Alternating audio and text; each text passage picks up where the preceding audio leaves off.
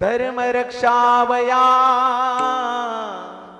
अवतार घेसी आपुल्या पाळीसी भक्त जना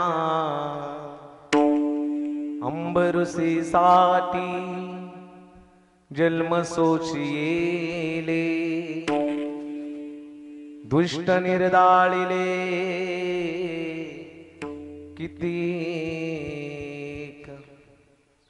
धन्य तूज कृपा सिंधू मनतील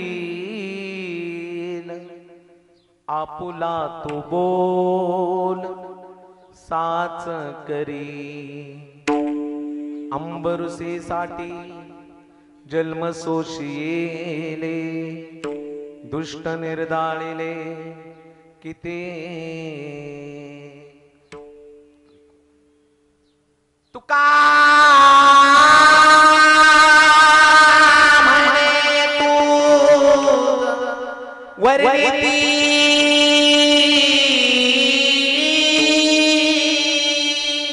पुरा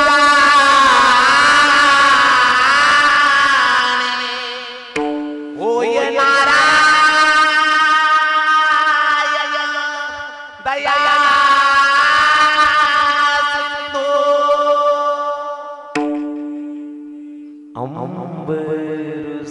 अंबरुसेसाठी जन्म सोसियेले दुष्ट निर्दाळिले किती समजले सरोजम सांद्रनीला उदा जगननी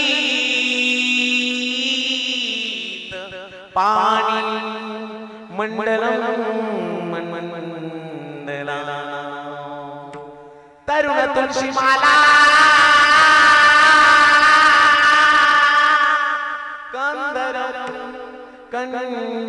कंजनेत्रम सदैव हासं विठ्ठलम चिंतयामि जयंचे गावी केला वास तयासी नसावे उदास अलंकापुरी रम्य सिंहासनस्थं पदं भोज तेजस प्रदेशं विदीन्द्रादिदैवे सदा स्तूयमानं समाधिस्थमूर्तिं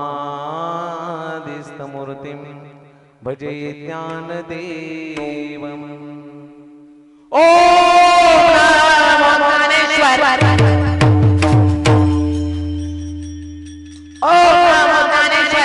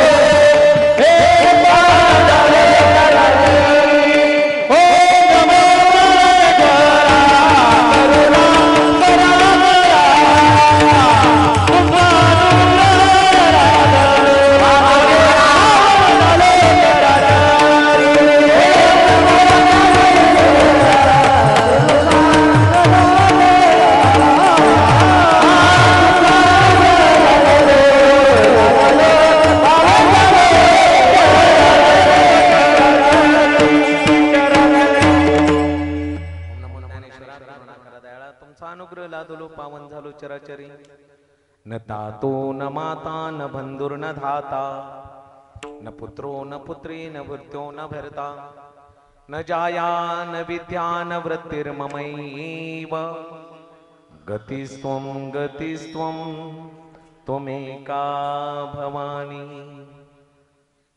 नमो सद्गुरु तुकया ज्ञानदीपा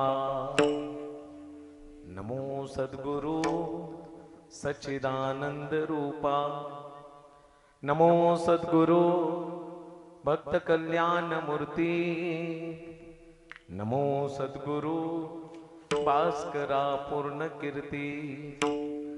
सेवे लागी सेवक झालो तुमच्या लागलो निज चरणा तुमच्या लागलो निज चरणा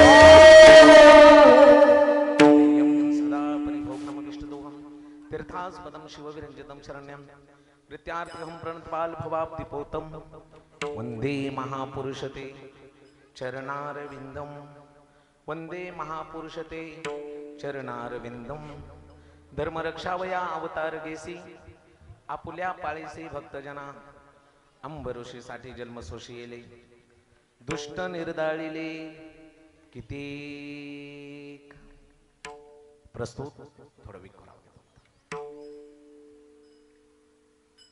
कीर्तन रूपी सेवेसाठी निवडलेला अभंग देवमान्य संत मान्य वारकरी मान्य जगत मान्य भक्ती ज्ञान वैराग्याचं मूर्तिमंत स्वरूप भागवत धर्माच्या मंदिराचा पवित्र कळस याच्या अवधभूतालावर जन्माला आलेले प्रत्येक जीवाचं कल्याण व्हावं म्हणून आपला देह अखंड जिजवणारे जगाच्या कल्याणासाठी आपल्या संसाराची राख रांगोळी करून दुःखाच्या सागरात बुडत असलेल्या जीवाला परमेश्वर प्राप्तीचा मार्ग दावणारे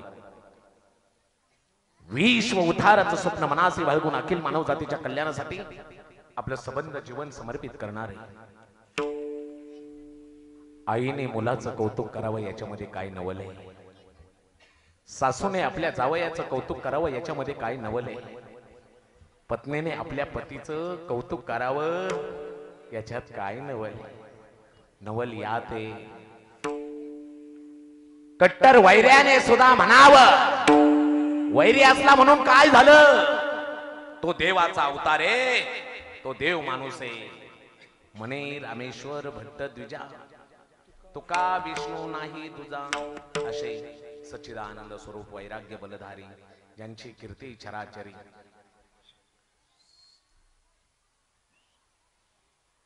जगद्गुरु तुकोबारा यांचा हा 4 चरणाचा अभंग असून परमात्मा अवतार कशासाठी घेतो याचं यथार्थ दिग्दर्शन करणारा अभंग म्हणजे आजचा अभंग. विठाला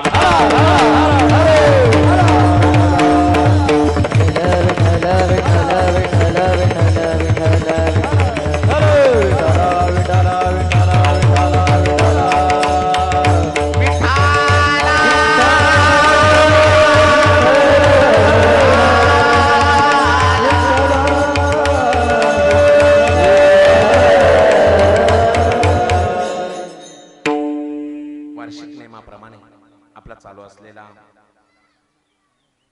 अखंड हरिनाम सप्ताह या वर्षी रौप्य महोत्सव 25व्या वर्षातील हा भव्य दिव्य अखंड हरिनाम सप्ताह, त्याचबरोबर जगद्गुरु श्री संत तुकोबाराय घाटापारायण सोहळा. खरंच रोज कीर्तन करतो असा दिवस नसतो की मला कीर्तन नाही. 2 कीर्तन असतात रोज, पण एवढं चैतन्यदायी वातावरण. खरंच आपण या ठिकाणी वेळ देऊन मोठ्या श्रद्धेने, भक्तीने, भावनेने हे कार्य करत आहात, म्हणून एवढी दिव्यता. विठाला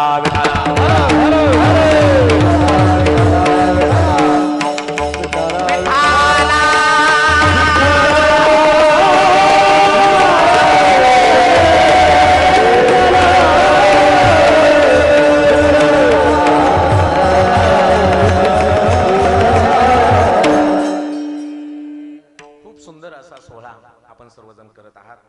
आणि विशेषतः सर्व तरुण बांधव एकत्रित येऊन हा भव्य दिव्य सोहळा करत आहे.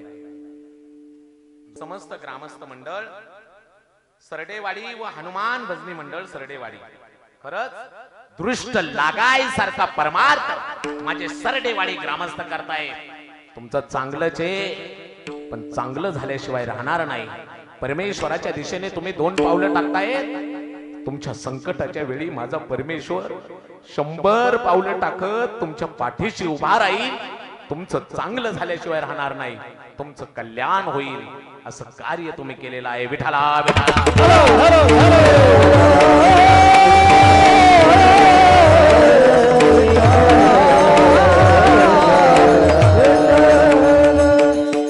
म्हणून सर्व कार्यकर्त्यांना मनापासून धन्यवाद. एकदा कार्यकर्त्यांसाठी जोरदार टाळ्या वाजवायच्या. अहो किती सुंदर नियोजन केलंय, सगळं मंदिर फुल भरलंय, तरुण मुलं सुद्धा आहेत. वा, आणि लाडक्या बहिणींनी तर जागाच ठेवली नाही बसायला. मंडप फुल भरून महाराज अगदी दाटीने बसल्या. वराडीनी कैशा बैसल्या दाटोनी. खूप मोठ्या संख्येने महिला मंडळ उपस्थित आहे. सर्वांना मनापासून धन्यवाद. लहान मुलं आहेत, तरुण मुलं आहेत, वयस्कर मार्गदर्शन करणारी मंडळी आहेत, वृद्धांचा आशीर्वाद आहे. आणि म्हणूनच कार्यक्रमाला लाभलेलं सौंदर्य. लहान बाळ सुद्धा बघा ना कशी बसल्यात. बडे बडे सावधान. आता कीर्तन होईपर्यंत उठायचं, उठायचं. अरे मला ऐकायला येत नाही, मोठ्याने उठायचं. मोठ्याने आवाज, गावाला आवाज गेला पाहिजे. उठायचं. अरे कुणाला उठू बी द्यायचं.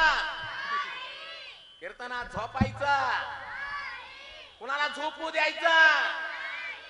कीर्तनात बोलायचं, कुणाला बोलू द्यायचं. कीर्तनात विठ्ठल विठ्ठल म्हणायचं. हुशार आहेत बरं कसरडेवाडीचे. बघा ना कसे समोर येऊन बसले. सगळे शांत. अनमोल किमतीचा नरदेह परमेश्वराने आपल्याला दिलेला आहे. आज राम जन्माचा सोहळा लक्ष देऊन ऐका बाबांनो, हे जीवन अनंत जन्माचं दुःख भोगून उद्धार करण्यासाठी मिळालेला हा जन्म आहे. आपण भाग्यवान आहे, आपल्याला मिळाला. नरदेह निधान लागले हाती, उत्तम सार उत्तम गती, देवची म्हणतील ते देव होती, तरी का चित्ती न धरावी. तोही भारत देशामध्ये आपला जन्म मिळाला. मी सांगत असतो, भारतासारखा देश नाहीये, महाराष्ट्रासारखं राज्य नाहीये, पंढरपूर सारखं तीर्थ नाहीये, पांडुरंगासारखं दैवत नाहीये, ज्ञानोबराय तुकोबराय सारखे संत नाहीयेत, वारकरी संप्रदायासारखा पंत नाहीये, रामासारखं आचरण नाहीये, कृष्णासारखं चातुर्य नाहीये, महादेवासारखी विरक्ती नाहीये, भरतासारखा भाऊ नाहीये, उर्मिलेसारखी जाऊ नाहीये, कर्णासारखा दानी नाहीये, राधेसारखी प्रेयसिका नाहीये, मानवी शरीरासारखं शरीर नाहीये, आणि छत्रपती शिवाजी महाराज सारखा राजा पुन्हा या जगात होणे नाहीये, राजा पुन्हा या जगात होणे नाहीये. अशा महाराष्ट्रामध्ये जन्म झालाय जिथं साधू संतांनी अवतार घेतला, जेथे वैष्णवा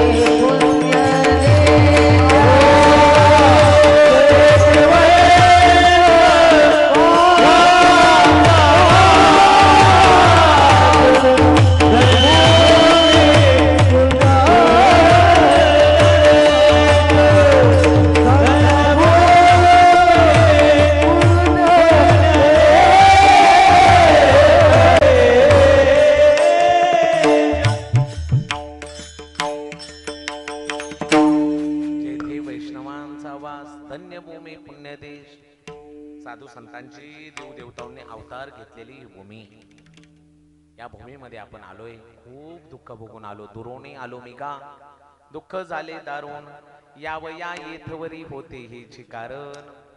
या जन्मामध्ये परमेश्वराचं भजन करण्यासाठी हा नरदेह मिळालाय. देवी दिला देह भजना गोमटा, तो या झाला फाटा बाधिकेचा. जन्म टाइमपास करण्यासाठी नाही मिळाला.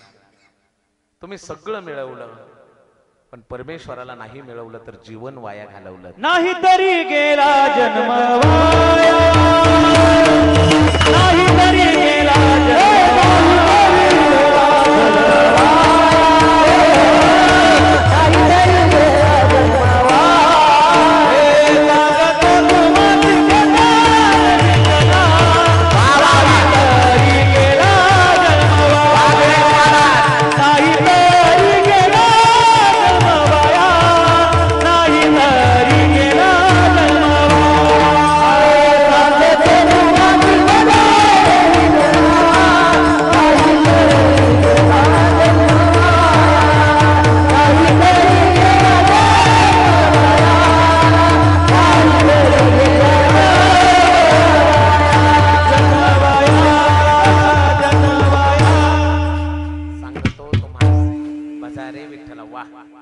नाही तरी गेला जन्म वाया.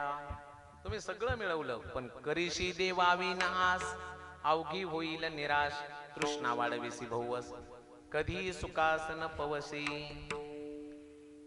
जीवनातलं दुसरं काही करा, काही कामाला येत नाही. परमार्थ थोडा करा, परमार्थ वाया जात नाही. किती दिवस भांडायचं बाबांनो, किती दिवस कोणावर हसायचं. इथून गेल्यावर प्रत्येक गोष्टीचा हिशोब द्यावा लागतो. कोणावर जळण्यासाठी जन्म नाही मिळाला, शिव्या शाप देण्यासाठी जन्म नाही मिळाला. लक्ष देऊन ऐका, का आपल्याच माणसाशी भांडायचं. पूर्वीची माणसं बाबा साधी होती, साधी घरं, साधी माणसं.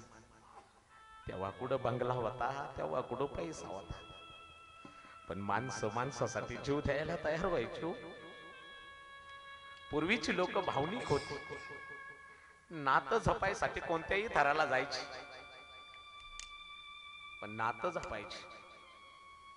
आता काळ बदलला बाबांनो, त्यानंतरची लोक प्रॅक्टिकल झाली, नाती जोडू लागली. पण जोडलेल्या नात्यामध्ये फायदा पाहू लागले. पण आताची लोक लय हुशार आहेत बाबांनो कलियुगातली.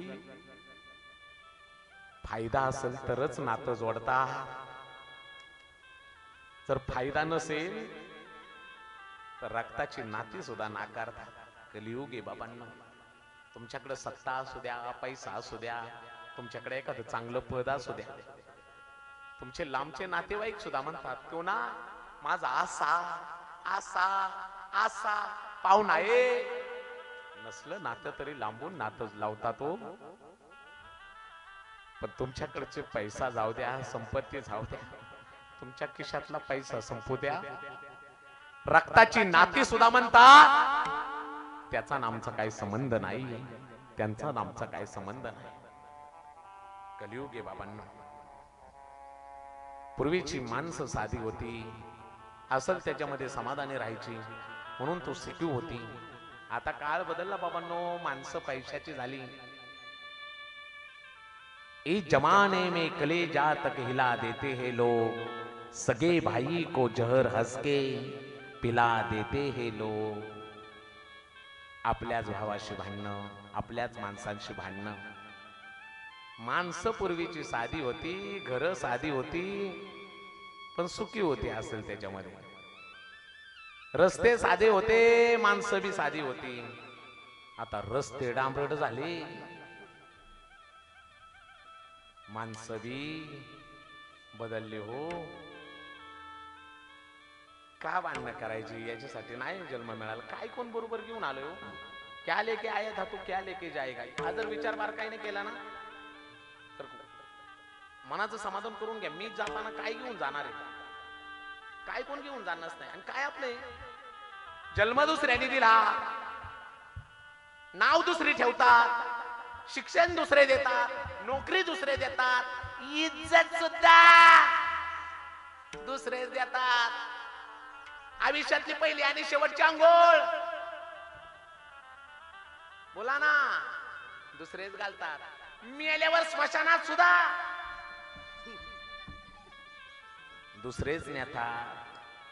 संपत्ती सुद्धा दुसरेच वाटून घेतात. काय आपल्या बरोबर येतो? हा, काय बरोबर येणार असेल तर वाद घालायचा त्या गोष्टीसाठी. धन जाग्यावर राहतं, जमीन जाग्यावर राहते. का कशासाठी बांधायचं? आपल्याच माणसाशी आपण बांधतो बाबा. नका आपल्या माणसाशी कधी वाद घालत जाऊ. आयुष्याच्या शेवटी तुम्हाला जर कोणी विचारलं ना की तू जीवनात काय कमवलंस, असं म्हणू नका 10 एकर जमीन घेतली, एवढा मोठा बंगला बांधला. आयुष्याच्या शेवटी जर तुम्हाला कोणी काही विचारलं ना की तू काय कमवलंस, हसून उत्तर देता यावं 2 पैसे कमी कमवले, गरजा कमी ठेवल्या, पण मोठं व्हायचंय म्हणून मी कुणाला लुबडलं नाही, मोठं व्हायचंय म्हणून मी कुणाला फसवलं नाही, मोठं व्हायचंय म्हणून मी कुणाला धोका दिला नाही, मोठं व्हायचंय म्हणून मी कुणाशी गद्दारी केली नाही. आयुष्याच्या शेवटी जर हे उत्तर तुमच्याकडे असेल ना, तुमचं जीवन सार्थक झाल्याशिवाय राहणार नाही आणि तुम्हाला परमेश्वराने जवळ घेतल्याशिवाय राहणार नाही. माझं कीर्तन आहे समाज प्रबोधन परास्त बाबांना. लक्ष देऊन ऐका. का आपल्याच भावाशी भावाशी भांडणं, भावाशी भांडणं. लक्ष देऊन ऐका. जीवनात तुम्ही कितीही मोठे व्हा, पण आपल्या भावाशी, आपल्या माणसाशी कधी वैर करू नका. ज्या घरामध्ये 2 भावांचा, ऐका लाडक्या बहिणींनो, ज्या घरामध्ये 2 भावांचा आणि 2 जावांचा खळखळून हसण्याचा आवाज येतो, त्या घरात सुख कायमचं नांदतं, त्या घरात सुख कायमचं नांदतं. आणि म्हणून का वाद घालायचा? आपल्याच भावा शेवटी आपलीच माणसं कामाला येत असतात. लक्ष देऊन ऐका. 2 सख्खे भाऊ होते. लग्न होईपर्यंत चांगलंच चाललं दोघांचं. लग्न झालं, काय झालं, बायकांची भांडणं, दोन्ही भाऊ वेगळे राहिले. लक्ष देऊन ऐका. वाटणी सुरू झाली, वाटणीवरून थोडीशी बांधावरून भांडणं झाली. बारक्या भावाने ठरवलं,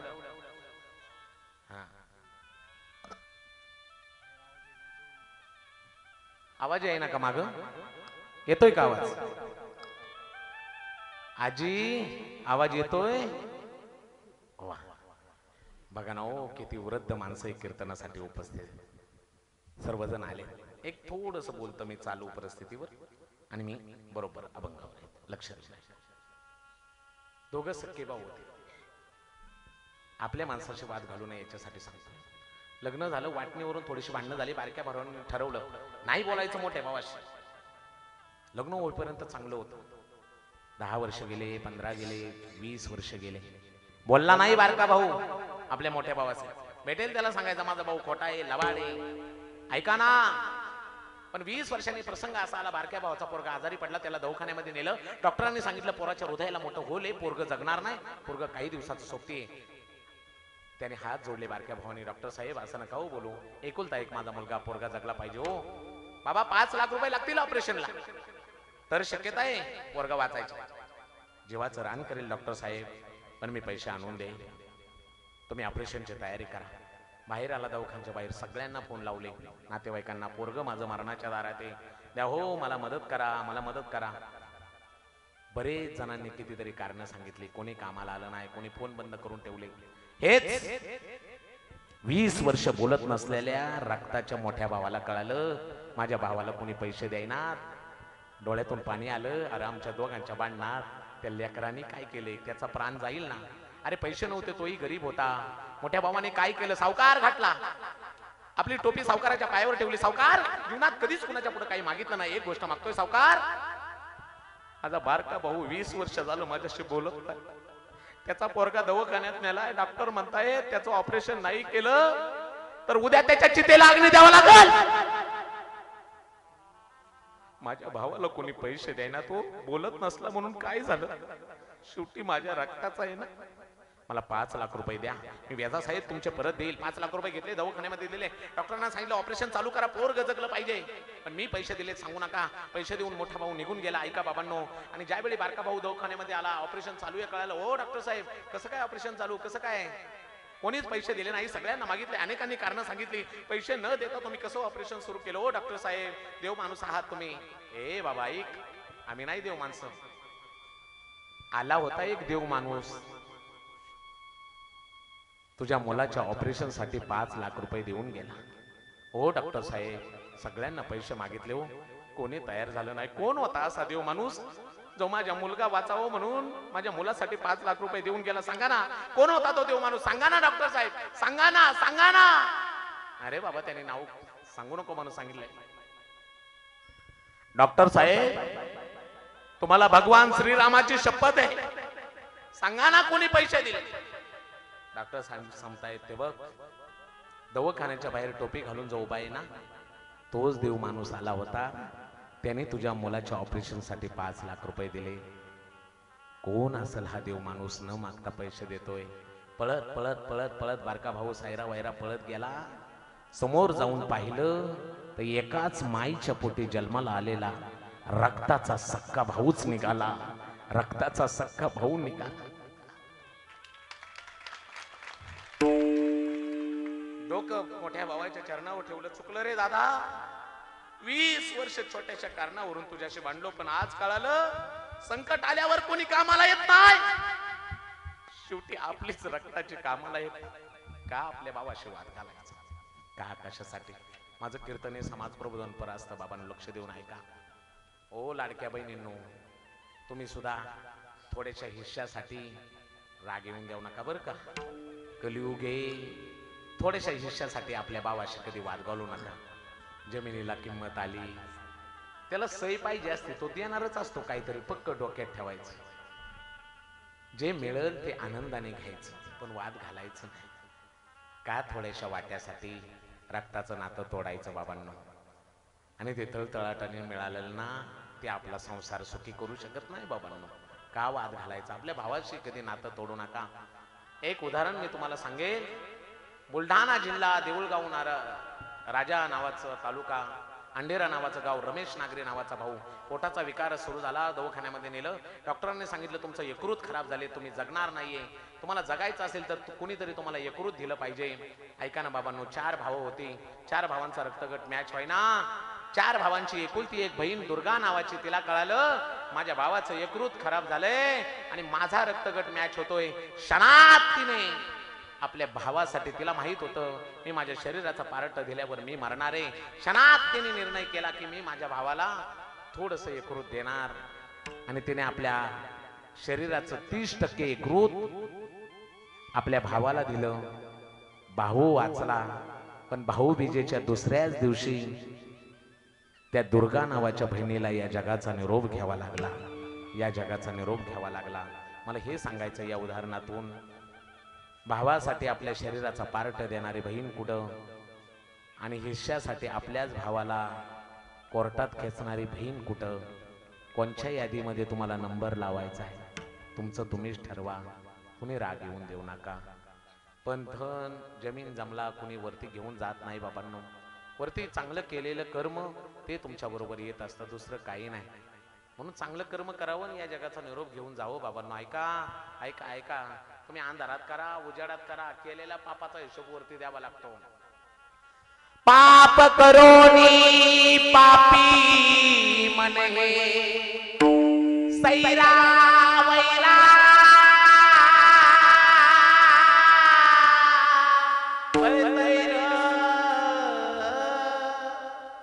तू काय काय केलं भल्या मानसा देवाला सार कळतंय रे. वरती गेल्यावर त्याचा हिशोब द्यायचा. म्हणून चांगलं कर्म आपल्या जीवनामध्ये करावं. परमार्थ वरती येतो. करा हरिभक्ती येईल परलोकी कामा सोडविल यमा पासून या. दुसरं काही आपल्या बरोबर येत नाही. म्हणून माणसाने परमार्थ करावा. कारण परमार्थ हे महाधन जोडी देवाचे चरण भाव या जतन हे उपाय लाभायचे. प्रपंच कितीही करा काही कामाला येत नाही. परमार्थ थोडा करा काही वायाला जात नाही. का त्याचं भजन करायचं हे सगळं त्याने दिले. इंद्रिय हात पाय कान डोळे मुख बोलाया वचन जेणे तो जोडशी नारायण नासे जीवपन भवरोग. मी एक सांगत असो सगळं त्याने दिलंय. लोक म्हणतात देवाने आम्हाला काय दिलंय, तुला 2 गचांड्या दिल्या पाहिजे. काय दिलंय? त्याचं भजन केल्यानंतर ते आपल्या बरोबर वरती येत असं. परमार्थातलं काही वाया जात नाही. मी एक दृष्टांत सांगत असतो, कदाचित तुम्ही ऐकला असं, लक्ष देऊन ऐका. एक शेठजी होता. शेठजी कोण होता? कोण होता? शेठजी करोडपती. बरं, करोडपती शेठजी, जमीन जायदाद इस्टेट सगळं. पण कीर्तन भजन म्हणलं की त्याच्या अंगावर काटा. एक दिवस पत्नी म्हणली, मालक किती मोठा राम जन्माचा सोहळा चाललाय आपल्या गावात, काय तुम्ही घरी बसलाय? देवाने सगळं दिलंय, जा हो देव रुसेल, जा जा मंदिरात जा. शेठजी करोडपती होता पण बायकोच्या ऐकण्यातला होता. शेठजी म्हणला कधी कीर्तनाला गेलो नाही, भजनाला गेलो नाही, पण तू म्हणतेस तर आज कीर्तनाला जातो. पांढरे टारची कपडे घातले, पांढरे धाकर बगड्यासारखा निघाला शेठजी कीर्तनाला. आता कार्यकर्ते स्वागत करत होते, या बसा, या बसा, या बसा, या बसा स्वागत करत होते. लक्ष देऊन ऐका. तेवढ्यात एका कार्यकर्त्याने पाहिलं एवढं नटून कोण आलंय. दुसरा म्हणला शेठजी सारखा दिसतोय रे. तिसरा म्हणला तू काय मंदिराकडे येणार नाही. चौथा म्हणला अरे शेठजी. शेठजीचे म्हणल्यानंतर सगळे कार्यकर्ते पळतच गेले. शेठजी या या या म्हणून आण. लहान मोठा माणूस आहे, माग पुढे बसवता आणला आणि कीर्तनकाराच्या पुढेच बसवला. बसा बसा म्हणल्यानंतर शेठजी आला, बसला. महाराज आले, रामकृष्ण हरी सुरू केलं, पण कधीच कीर्तन न ऐकल्याचा परिणाम. झोपला ना शेठजी? झोपलाच नाही, गोरायला लागला. आता कुणाची हिंमत आहे वाघाच्या जबड्यात हात घालून उठा म्हणायची? मोठा माणूस आहे, अपमान झाला तर आपल्याला दारे उदारी झोपू द्या म्हणले. महाराज बी म्हणले गुरु द्या. कीर्तन संपलं, सगळी लोक घरी निघून गेली तरी शेठजी झोपल्याला. मंडपात फक्त विनेकरी, तो पारेकरी असतो ना रात्रीचा, विनेकरी. विनेकरीला रागाला पहिल्यांदाच आलाय बाबा, गार झोपलाय आलाय तसा. कुणी बोललं नाही, पण मी हिंमत करणार, उठवणार मी. विनेकरीने आवाज दिला. विनेकरी कडकच होता. शेठजी उडा. शेठजी उठा म्हणल्यानंतर शेठजी उठला आणि पाहतोय मंडपात तर माणसंच नाही. अरे माणसं कुठं गेली? संपलं कीर्तन. शेठजी तुम्ही झोपलाय का? काय रे बाबा, घरी 2-2 गोळ्या खाऊन झोप लागत नाही, पण काय महाराजाचं कीर्तन होतं, लगेच गार झोप लागली. विनेकरी म्हणला काय बोलता? विनेकरी रागाने म्हणला जा जा. म्हणल्यानंतर शेठजी घरी आला, पण शेठजीची पत्नी झोपली नव्हती. पहिल्यांदाच बाबा कीर्तनाला गेलाय, कोणतं उदाहरण ऐकतोय, कोणता मंत्र घेतो हे विचारायला जागी होती. शेठजी आल्या आल्या पत्नीने सांगितलं मालक सगळं बाजूला राहू द्या, मला अगोदर सांगा आज कीर्तनात काय ऐकलं? काय का घरी 2-2 गोळ्या खाऊन झोप लागत नाही, पण काय कीर्तनात गेलो गार झोप लागली. मालक पहिल्यांदा कीर्तनाला गेला तेही तिथे जाऊन झोपला का हो? असं कसं होईल? 2 तासाचं कीर्तन, सगळा वेळ तुम्ही झोपणार आहे का? काहीतरी एखादा शब्द तरी ऐकलाच असेल तिथला. अगं मी गेल्या गेल्या झोपलो, कीर्तन झाल्यावर 15 मिनिटांनी विनेकऱ्याने उठवलं, मला काहीच आठवत नाहीये. मालक असं नका बोलू, परमार्थातलं काही वाया जात नाही अहो, तिथलं काही वाया जाणार नाही. एखादा शब्द आठवा ना, आठवा ना, आठवा ना. एक तुम्हाला विचारू नकोस, मी गेल्यावर जी झोपली होती 15 मिनिटांनी विनेकऱ्याने उठवलंय, उठून इथं आलोय. मालक असं नका हो बोलू, परमार्थातला एकही शब्द वाया जात नाही, काहीतरी आठवा हो, आठवा आठवा आठवा.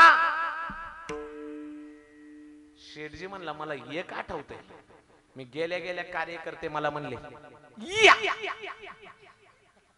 या या म्हणले, मला पुढे नेला आणि पुढे नेऊन मला म्हणले बस. आणि जाताना विनेकरी म्हणला जा. मला 3 शब्द आठवतात. कोणते कोणते?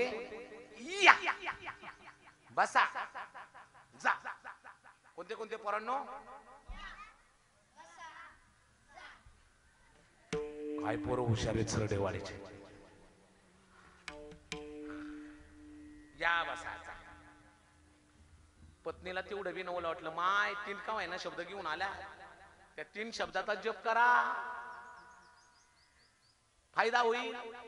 शेठजी करोडपती होता, पण बायकोच्या ऐकण्यातला होता. ऐक मग आता कीर्तनात फुल झोप झालती, घरी कुठं झोप लागते?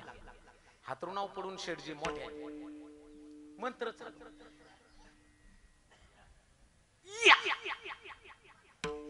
बसा, जा, या, बसा, जा. 2 वाजेपर्यंत मंत्र चालू होता, पण खरंच परमार्थातलं काय वाया जात नाही. 2 वाजता प्रसंग असा घडला, 5-6 चोरांनीच शेठजीच्या घरावर दरोडा टाकला. चोरांनी पहिला पाऊल घरात टाकल्या शेठजीचा मंत्र तिकडे चालूच होता.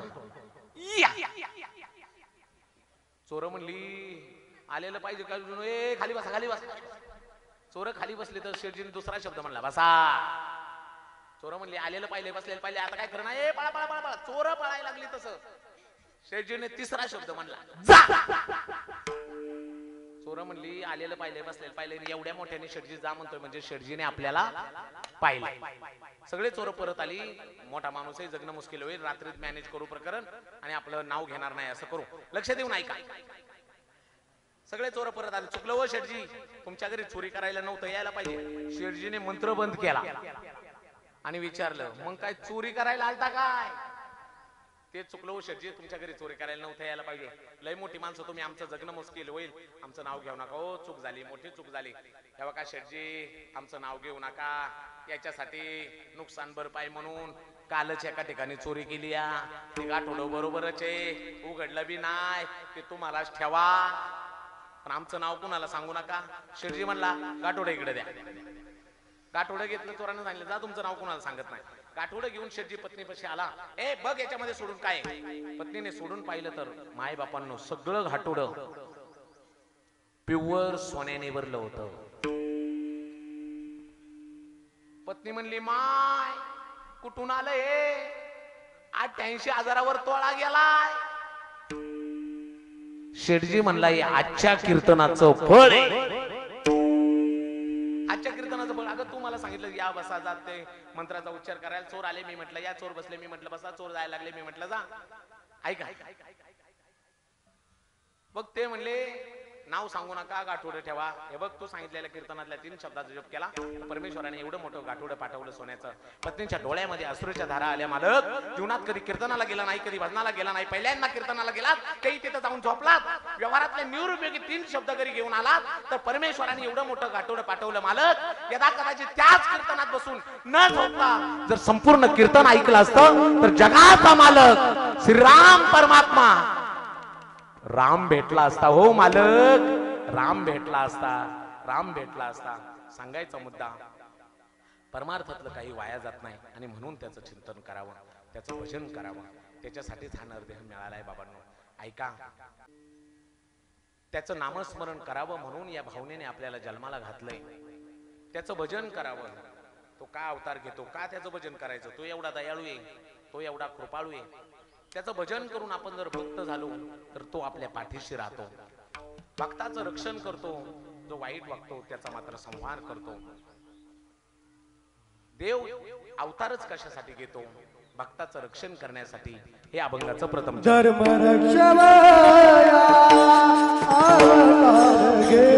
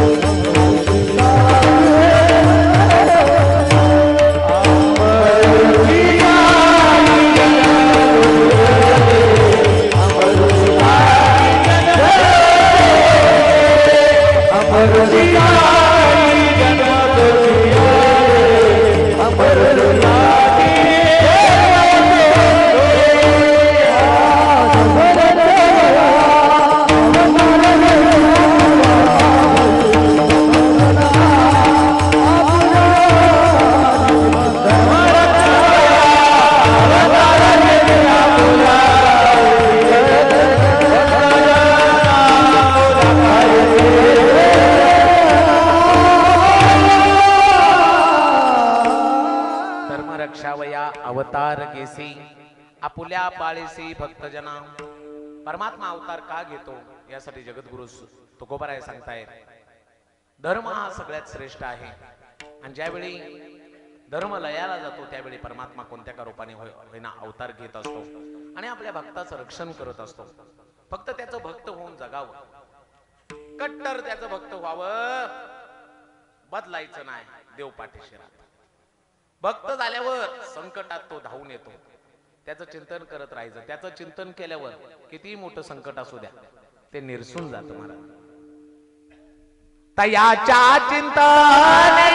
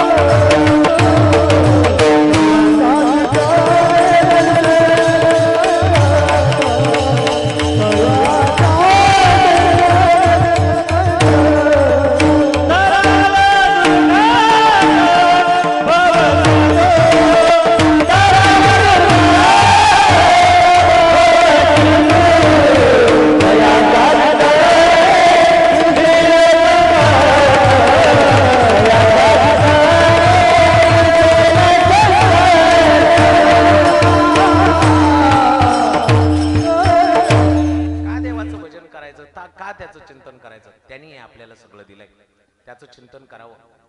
हात दिले, पाय दिले, कान दिले, नाक दिले, डोळं दिलं, सगळं दिलंय हो. कधी त्याचे बिल मागितलं नाही. लाईट लावा, त्याचं बिल आपल्याला पे करावं लागेल. गाडी फिरवा, डिझेलचे पैसे आपल्याला द्यावं लागतील. जगातल्या प्रत्येक गोष्टीचे पैसे आपल्याला द्यावं लागतील. आणि हे सगळं त्याने विनामूल्य दिले.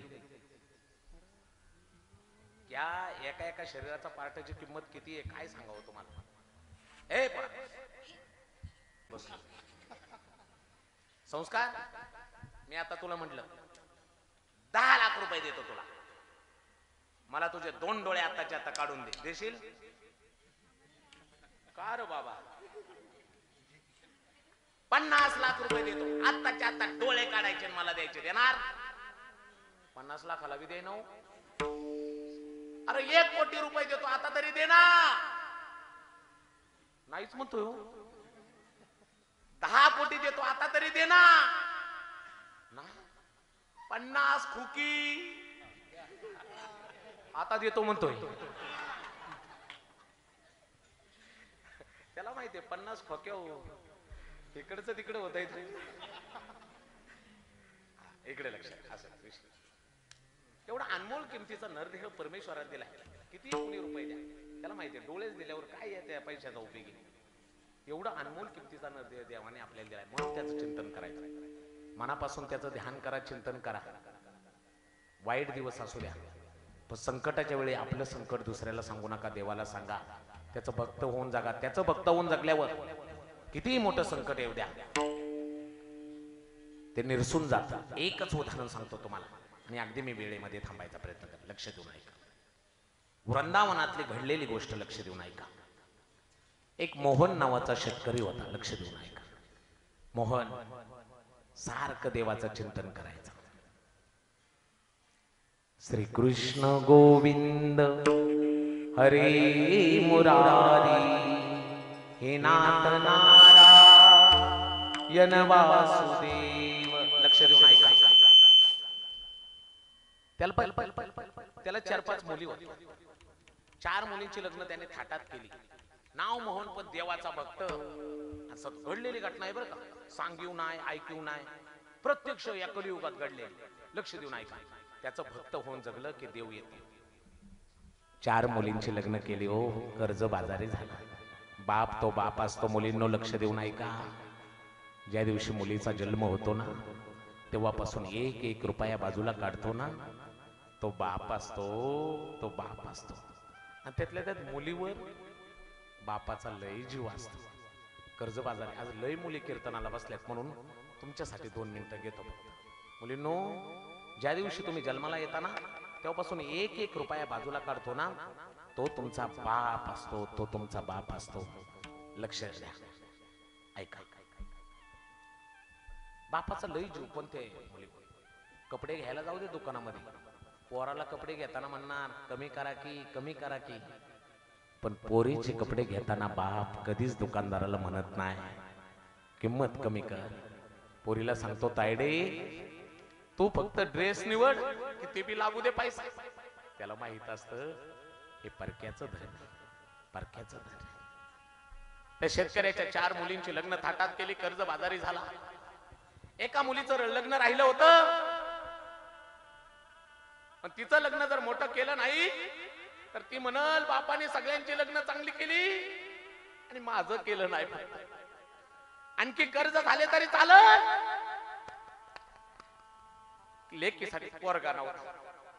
एक मुलगी राहिली होती. लय बापाचा जीव असतो मुलीवर, आणि मुलीचाही बापावर लय जीव असतो. किती जीव असतो मुलीचाही. लक्ष देऊन ऐका. आता याच कथेमध्ये एक दुसरी कथा. किती जीव असतो मुलीचा बापावर. एक अंतयात्रा चालली होती. भल्या मोठ्या शेठजी, करोडपती शेठजी अंतयात्रा चालली. तेवढ्यात एक दुसरा शेठजी आला, अंतयात्रेच्या पुढे उभा राहिला. थांबा. लोक म्हणले, बाबा का थांबा? खाली ठेवा प्रेत. अरे का खाली ठेवा? मी याला येतो त्याला घेऊन चाललोय. नाही नाही, खाली ठेवा. त्या मेलेल्या शेठजीने माझ्याकडून 50 लाख रुपये घेतल्या. जो कोणी 50 लाख रुपये देणारे जबाबदारी घ्यावी, तरच मी प्रेत जाळायची अनुमती देईल. आता 50 लाख रुपये म्हणल्यावर तर नातेवाईकांनी पटांगण शोधलं, लांब पळायला. जे 4 जण होते त्यांनी बी खाली ठेवलं. गाडगे घ्यायला ते बी गरीबच होतं बिचार. आपली ताकद नाही म्हणला 50 लाख रुपये कुठून आणला. प्रेत तिथंच थांबलं 1 तास.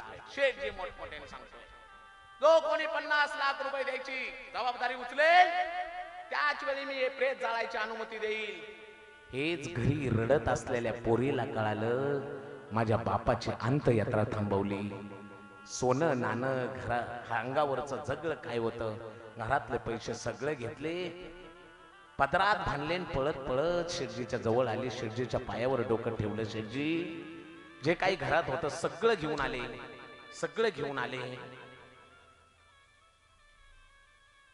हे घ्या, राहिलेलं असेल ते परत दे, पण माझ्या बापाची अंत्ययात्रा थांबवू नका. पोरगी रडत होती शेठजीच्या पायावर डोकं ठेवून. त्यावेळेस रडणाऱ्या पोरीला उचललं त्या शेठजीने. ए पोरी, रडू नकोस.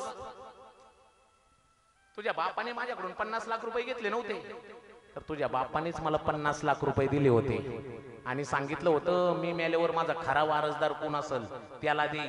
मी शोधत होतो खरा वारसदार कोण आहे.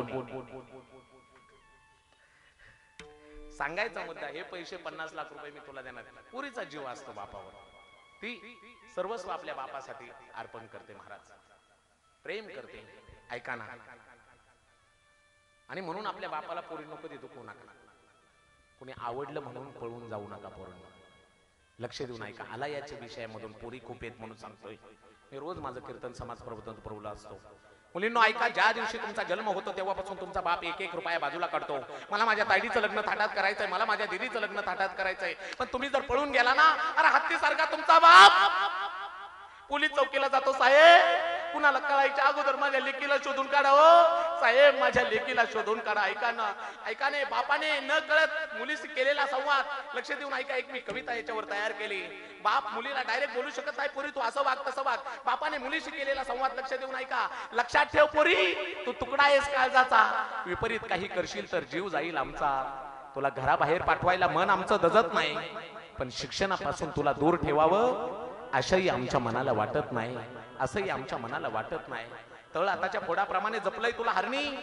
काही विपरीत करून आमच्या डोळ्यात नको आणू पाणी, आमच्या डोळ्यात नको आणू पाणी. मोबाईल संगणक आवश्यकच ग, जास्तही त्या जाळ्यात गुरफटू नकोस. लाज वाटल असं काही करण्यासाठी चेहरा कधी बांधू नकोस, चेहरा कधी बांधू नकोस. संस्कारिक कपडे टाकून देहाचं प्रदर्शन करू नकोस. ए मुली, ए लेकी, गेलेली आबरू परत मिळत नाही पोरी. एकदा पाय चुकीचा पडल्यावर, एकदा नाव गेल्यावर, चारित्र्यवान मुलगी, कुलवान मुलगी हा दागिना या जन्मात तरी मिळत नाही लेकी, या जन्मात तरी मिळत नाही लेकी.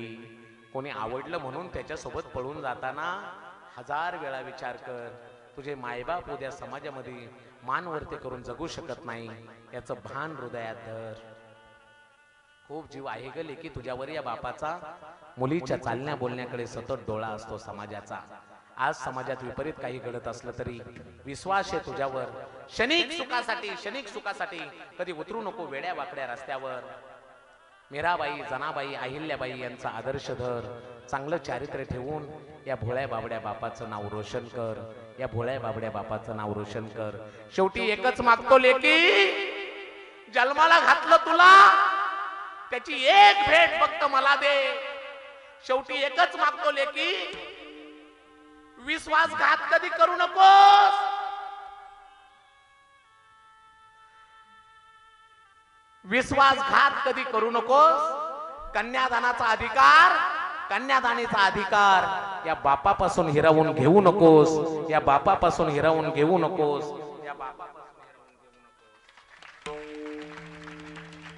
पळून जाऊ नका मुलीनं. मला त्या शेतकऱ्याची कथा सांगायची. तो 4 मुली होत्या. 5व्या मुलीचं कर्ज झालं तरी चालेल म्हटला आणि मी कर्ज काढणार. सावकार गाठला त्या मोहन नावाच्या याने. मी देव पाठीशी राहतो भक्त होऊन राहिल्यावर, याच्यासाठी सांगतोय. ऐका, माझा थोडा वेळ राहिलाय. आणि मग सावकार गाठला. सावकार 4 मुलीचे लग्न केले, कर्ज आहे अगोदर. पण एका मुलीचं लग्न झालंय. तिने म्हणाय नको बापाने माझ्यासाठी काय केलं नाही. थोडे पैसे पाहिजे तो द्या. ए बाबा पैसे द्यायला तयार आहे, पण काय लिहून देणार का? हा ना, एक तुकडा आहे माझ्याकडे, एक शेतीचा तुकडा आहे, तेवढं तुकडं तुम्हाला देतो, ते तुम्ही लिहून घ्या. परत व्याजासहित तुमची सगळी रक्कम देईल, माझं मला तुकडं परत द्या. बरं बरं बरं, लिहून घेतलं शेत महाराज. लग्नाला लागणारे पैसे दिले. परत कधी द्या शेठजी? 1 वर्षात रक्कम पुरी करील आणि तुमच्या नावावर असलेलं शेत मला परत द्या बरं का.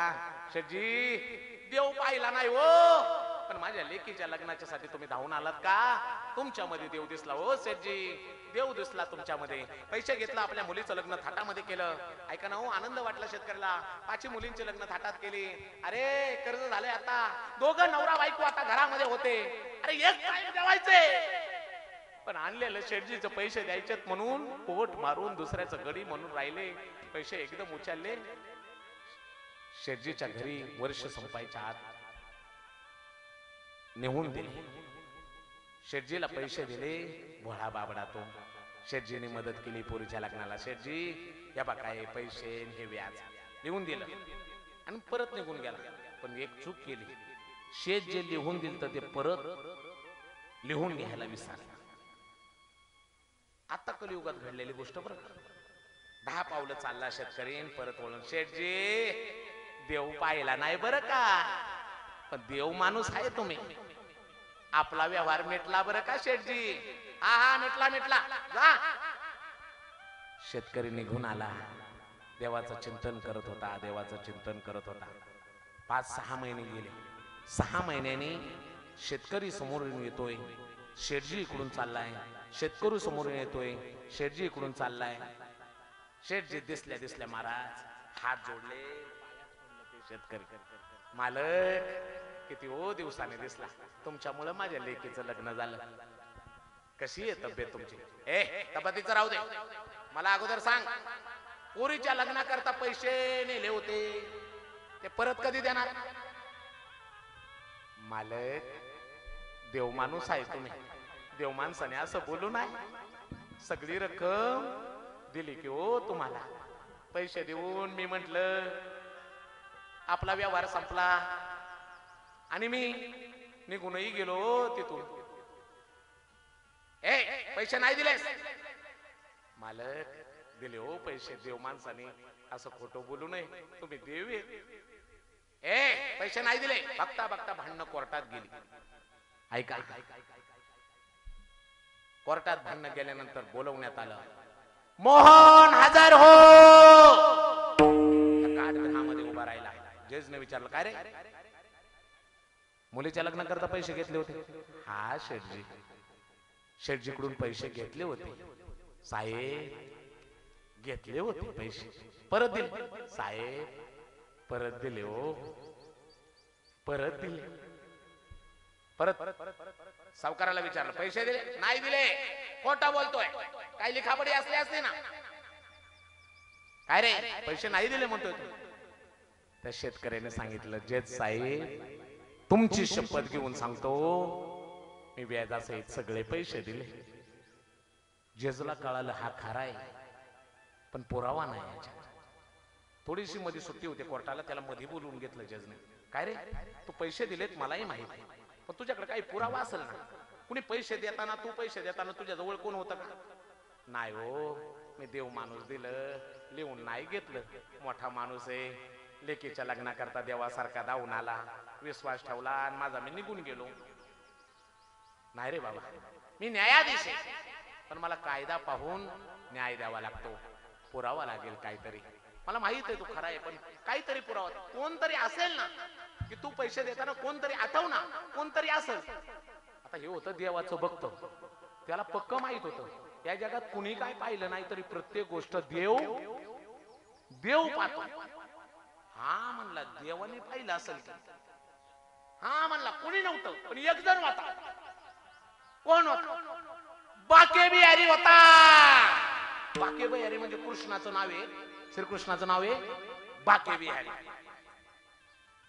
बाके बिहारी होता. आता ते जेच बाके बिहारी, त्याला काय वाटलं कोणता परमात्मा? काढलं ना देवाच्या नावाने समज, बाके बिहारीने या तारखेला हजर व्हायचंय साक्षीदार म्हणून. आता तो कोर्टाचा बिलीफ विचारत विचारत बाके बिर्याचे घर कुठे, बाके बिहारीचे घर कुठे विचारत विचारत वृंदावनात आलं. लोक म्हणले का रे बाबा बाके बिहारी ओरडतोय. म्हणला कोर्टाचा समज घेऊन आलोय. कोर्टाचा समज द्यावाला आम्हाला नियमच आहे कोर्टाचा, घेऊन आलोय.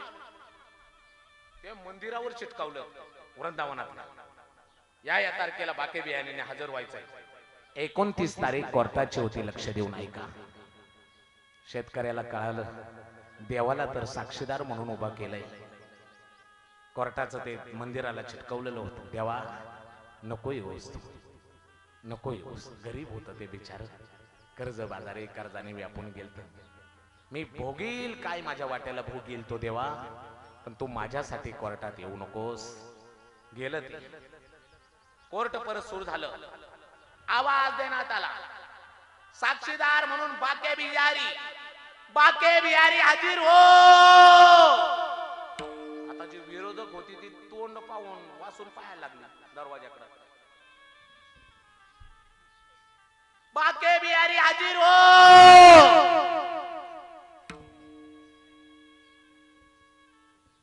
बाके बिहारी हाजीर हो. जसा भक्त रडायला लागला तसा जगाचा मालक श्री कृष्ण परमात्मा कोर्टाच्या दारातून खांद्यावर कांबळी, डोक्यावर मयूर पिच्छ, हातामध्ये बासरी घेऊन कोर्टामध्ये आला. हो काठ ग्रहामध्ये उभा राहिला. ज्याने गीता निर्माण केली त्याच गीतेवर हात ठेवून सांगितलं जे काय बोलल ते खरंच बोलेल. ऐका ना बाबांनो, भक्तासाठी आला हो, साक्षीदार म्हणून आला. हात ठेवला गीतेवर, खरं बोलेल, जे काय बोलेल ते. विचारलं जेजने काय बाके बिहारी? हा बाके बिहारी. ओळखलं नाही कुणीचा. आला. पैसे देताना तो होता? हा पैसे देताना मी होतो. त्यावेळेला काही लेखापडी? हा लेखापडी केलेली. कुठे? सावकाराच्या घरामध्ये, सावकाराच्या रूम मध्ये, 3 नंबरच्या कपाटामध्ये, 2 नंबरच्या कप्प्यामध्ये 4 नंबरची फाईल आहे.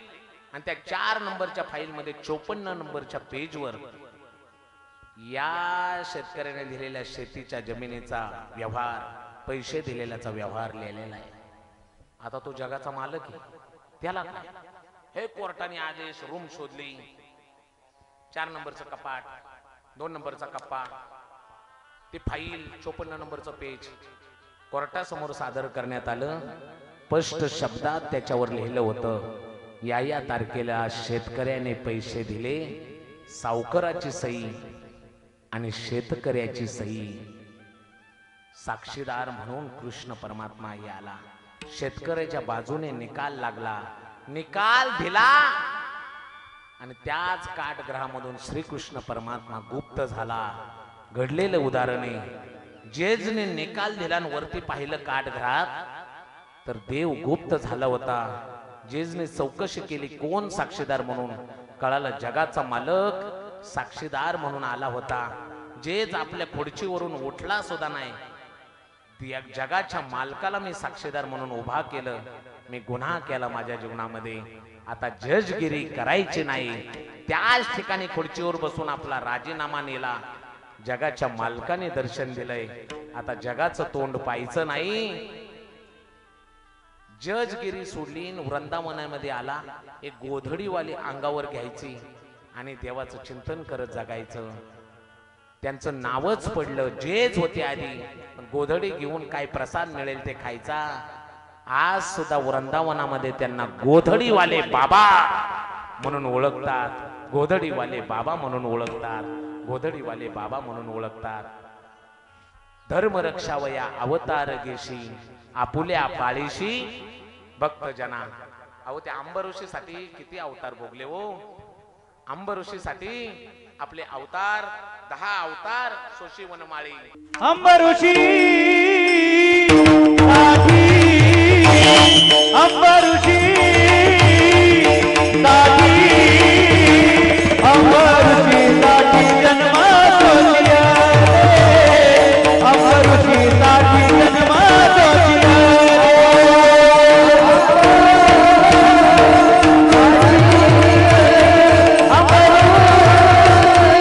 Thank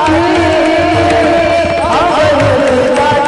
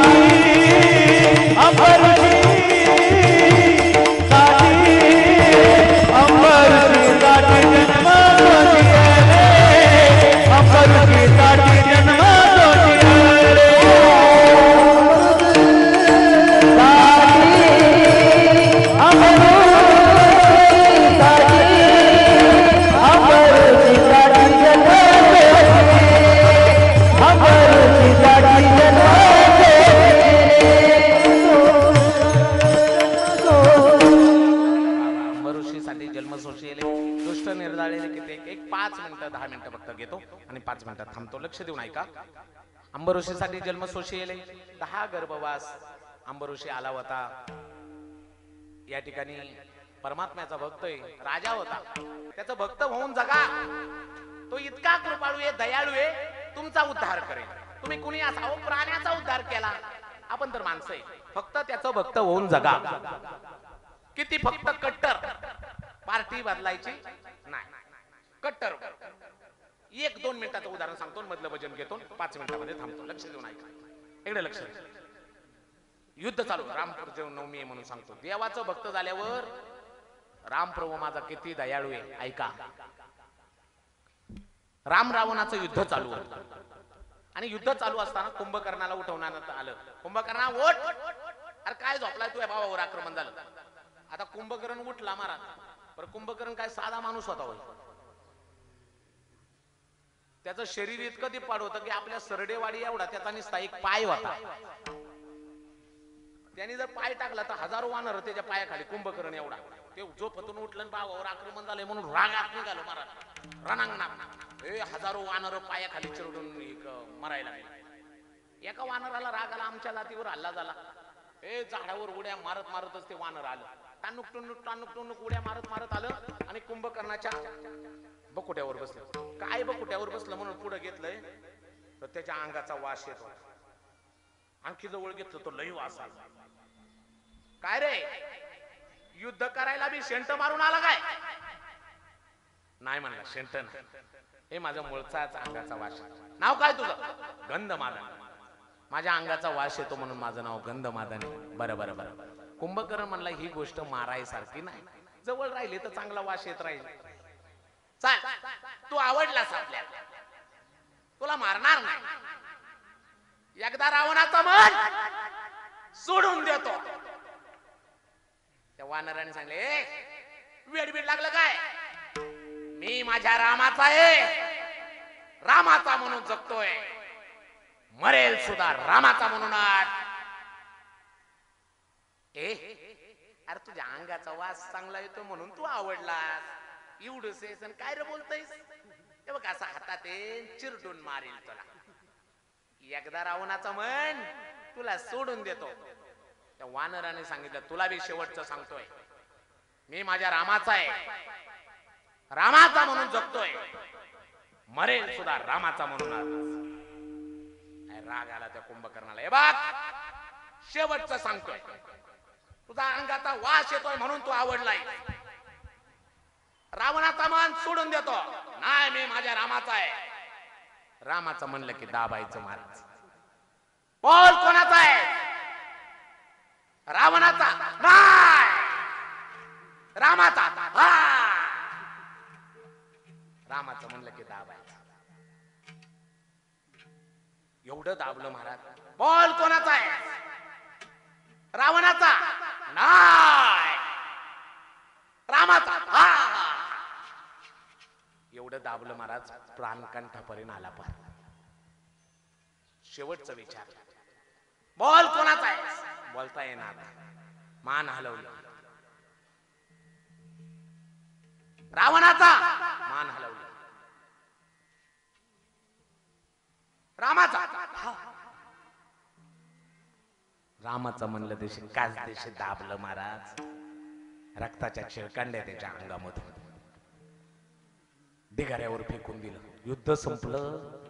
जगाचा मालक, ज्याचा आज जन्म उत्सव आहे, रामप्रभू पळत आले. ढिगाऱ्यात शोधतायत कुठेही माझा गंधमादन. ढिगाऱ्यातून त्याला काढलं, मांडीवर घेतलं. थोडासा प्राण बाकी होता, मरणारच होता. माझ्यासाठी पक्ष बदलला नाहीस, एकनिष्ठ राहिलास देवाचा म्हणून. तुला नवीन शरीर देऊ?